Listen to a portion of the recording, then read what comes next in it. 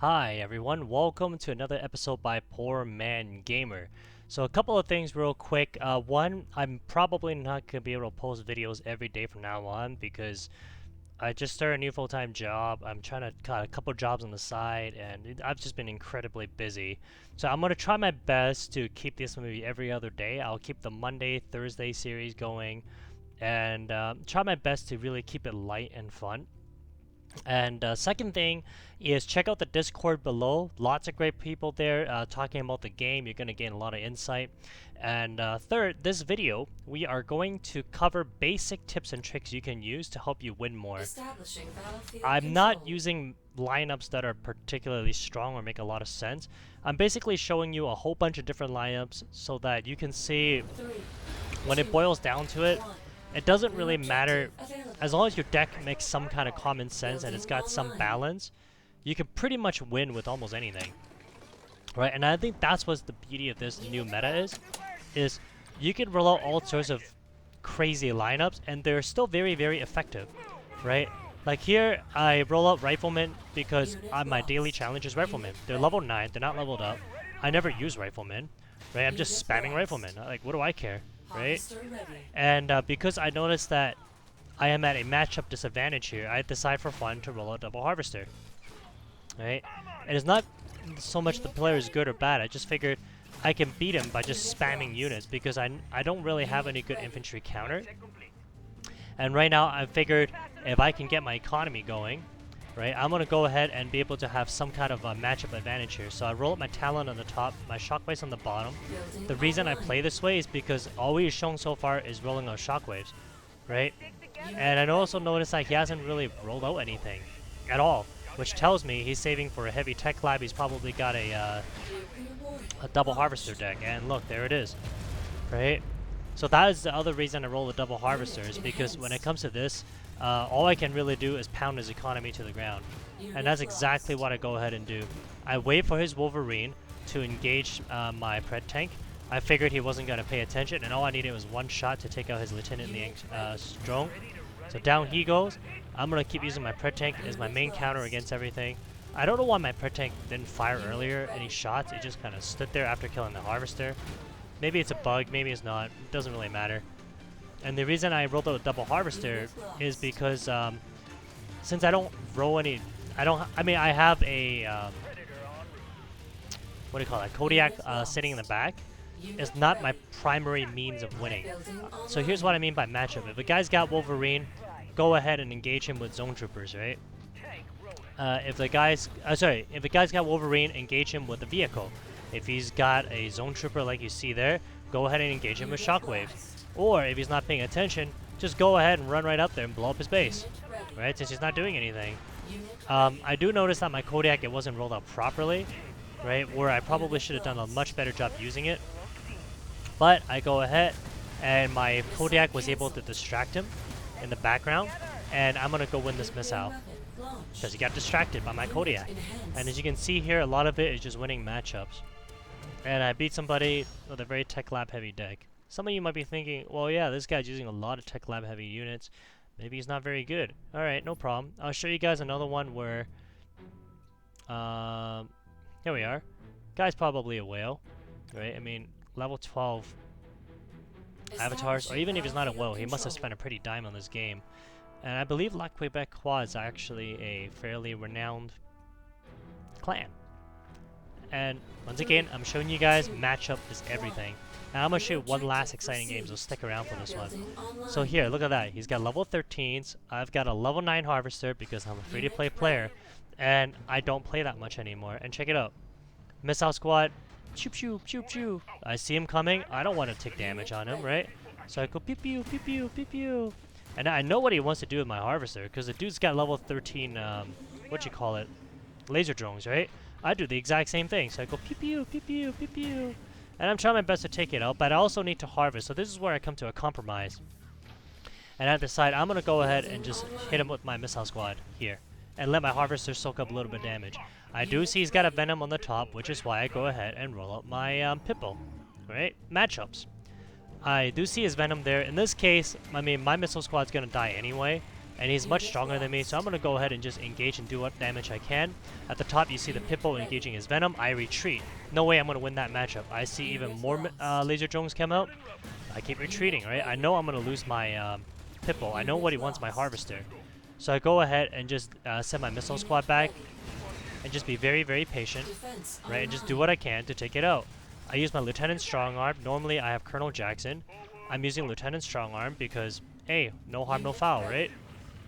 I'm showing you guys here, the point is that you can beat opponents without a very strong deck just by playing the right matchups. Right now, I am way overloaded on missile squads, so I go run one to the top, I run Flame Squad to the bottom to stall up this missile, while I can go ahead and roll out a Rhino. The Rhino is going to allow me to engage his Flame Troops, and I'm going to go ahead now and reinforce my missile squad on the top with a Pippo.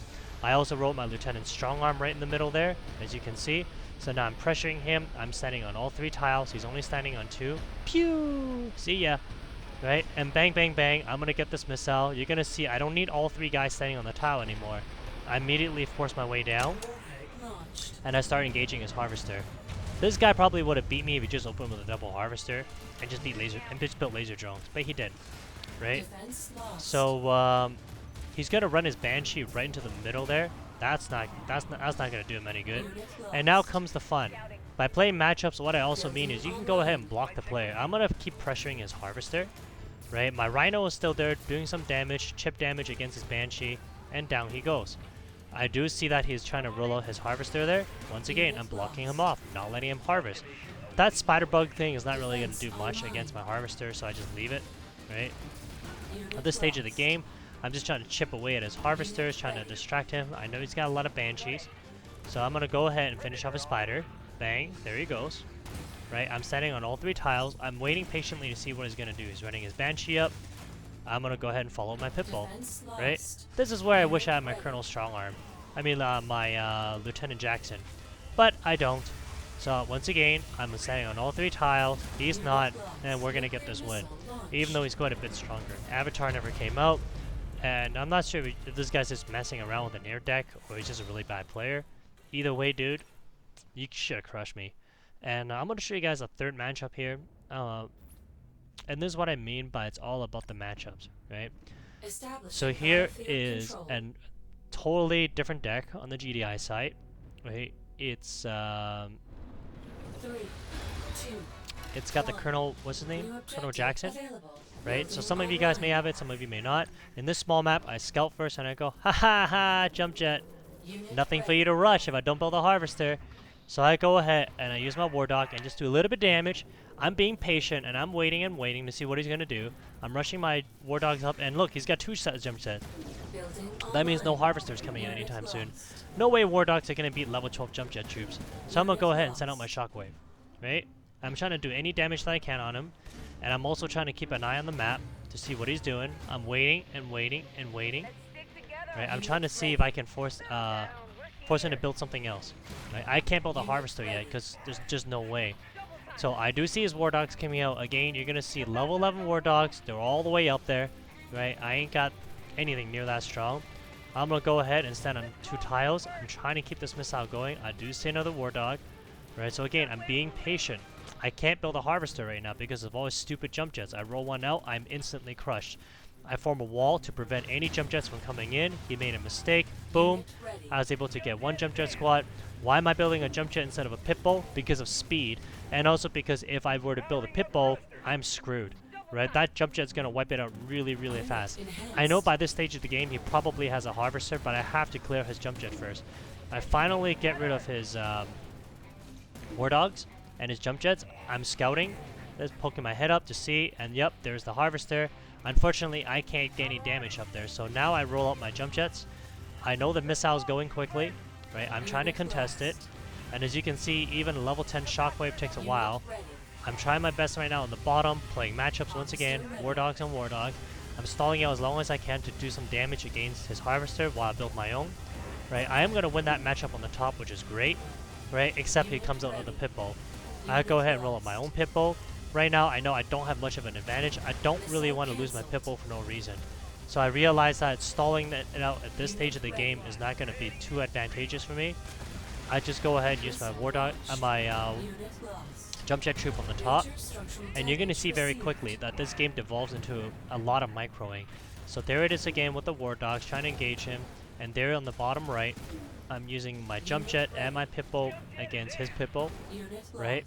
I see the shockwaves coming down. I have to move away. How do you counter shockwaves? Well, the best thing I have on my deck is war dogs. So I roll up my war dog. Unfortunately, his pippos kept getting in the way, and I'm still protecting my harvester. So there's the war dog on shockwave, being patient. No point sending in my jump jet troops to die, right? So I back it off and just be patient.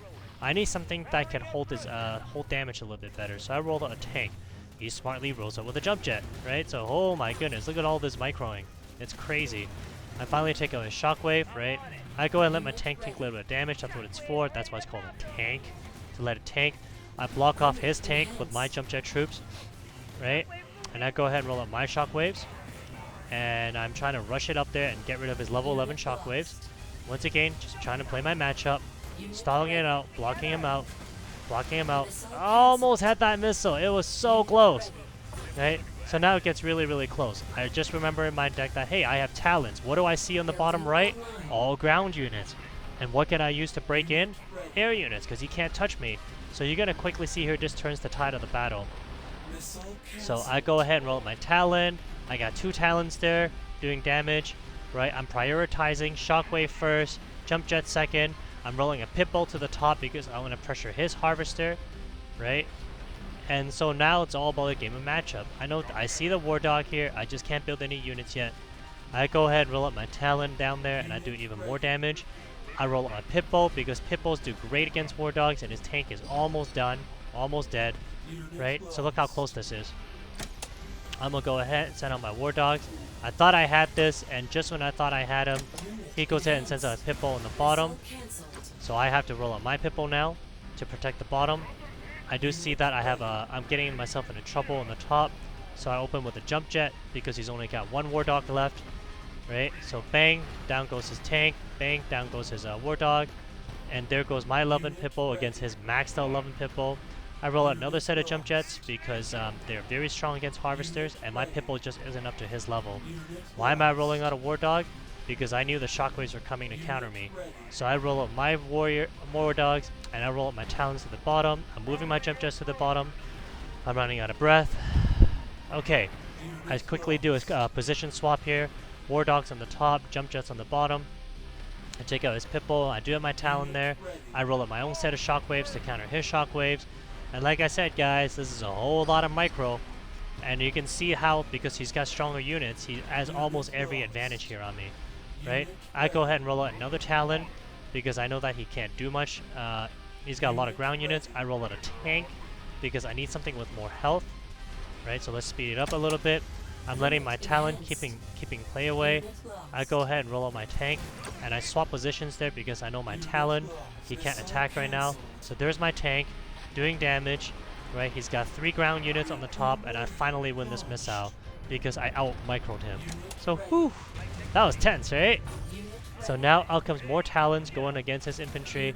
He tries to wipe out my tank, which is great. I go ahead and use my jump jet, and bang, bang, bang. This whole time while he didn't bother with a harvester because he thought he would win with an extra troop, I was able to keep harvesting and keep my economy going. So now you're going to see the difference in the game, where I'm able to still protect my harvester on the bottom. I'm using my talons and my war dogs as well as I can. My priority right now is to protect my harvester. I send him back. I don't need to harvest anymore because the game's almost over. I send my jump jets down. I go ahead and engage his shockwaves with my talon. I have another set of jump jets on the top. I roll out a tank. I know I'm not able to protect that harvester. The reason I rolled it back is just to move his pit bull out of the way. Right? I was just baiting him to move that pit bull as far as I could. And so there's my tank, able to take out his pit bulls. There's his level 12 jump jets, and there's my jump jets coming out. Right? Again, like I said, lots and lots of microing. I engaged my shockwaves against his units. I'm on 2 tiles, he's on 1. He ran out of money, I didn't. And that is the difference in this game. And this is why, guys, matchup is the most important thing. Could he have won his game with a double harvester and just crushed me? Sure. Probably, because I wasn't able to pressure his units either, right? But because he tried to beat me by rushing right in the beginning, he wasn't able to do that. So guys, I hope you gained something out of this video. Those are some basic tips and tricks every single person can use. And as always, I hope you enjoy this, and please hit the subscribe button. Take care. Have a great night.